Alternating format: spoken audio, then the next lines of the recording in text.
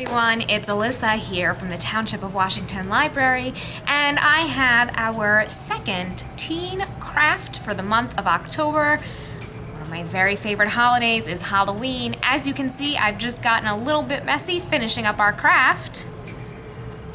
It's not a terrarium, it's a Halloween scararium. Ceme-terrarium. Terrarium.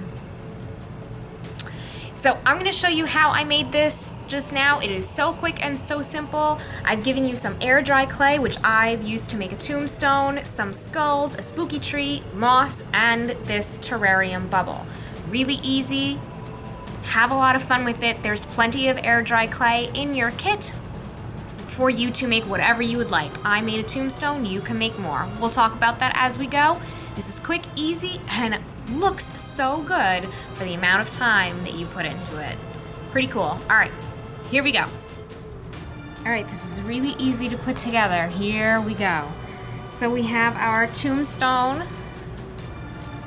which is dry now, but you can make pumpkins, you can make you can make some bones to go with your skeleton heads. You can make whatever you want in your little ceme-terrarium, scararium, terrarium. So I'm going to paint this one.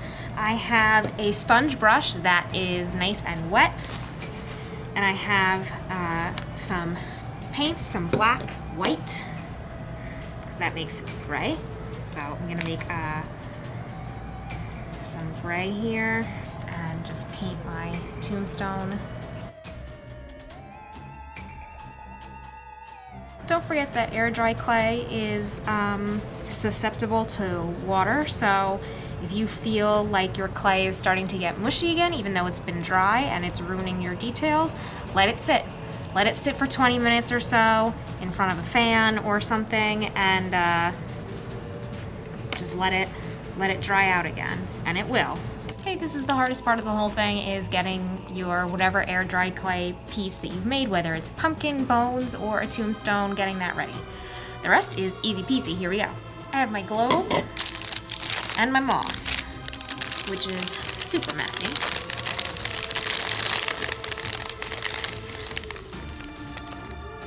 And you just put the moss right on in there, kind of fluff it out a little bit.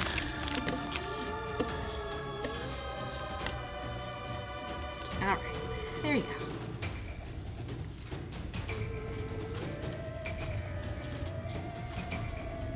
Alright, gonna add my tree. So the tree, as it is, will not fit in, so you just put the base onto your tree. So what you do, and what gives it character, is you bend all of these plastic and wire pieces gently, not too hard, and that makes it like a tree, look a little bit more unrealistic, and that helps it fit into our terrarium globe. It looks much better once you've bent some of these creepy branches around. And you put that in there as well. Come on in, friend. And you kind of readjust your moss around it, wherever it is you'd like it to go. And the moss will help to hold it up. Alright, so I've readjusted some of my moss, and I've made it really flat down here in the bottom and kind of built it up in the back. Kind of looks hilly and creepy. You can even add some dimension to your skulls if you don't like that they're just so plain.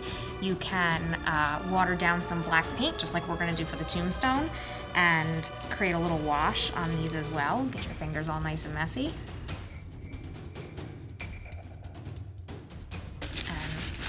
And wipe it off, but it's kind of settled into some of the crevices, so it looks a little better. A little dirtier, a little less plasticky.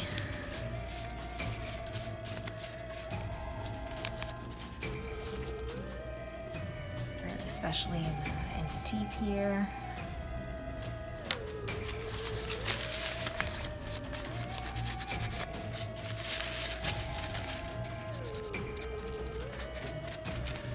There we go. I think that looks way better, right? Look at the difference. Just a little bit of watered down black paint and a paper towel. Alright, I'm gonna do the same thing with my tombstone. Give it a little age and dimension. I'm gonna add some more water to my brush and just kind of make sure I get into places like, again, the skull, the RIP, and just layer, layer, layer.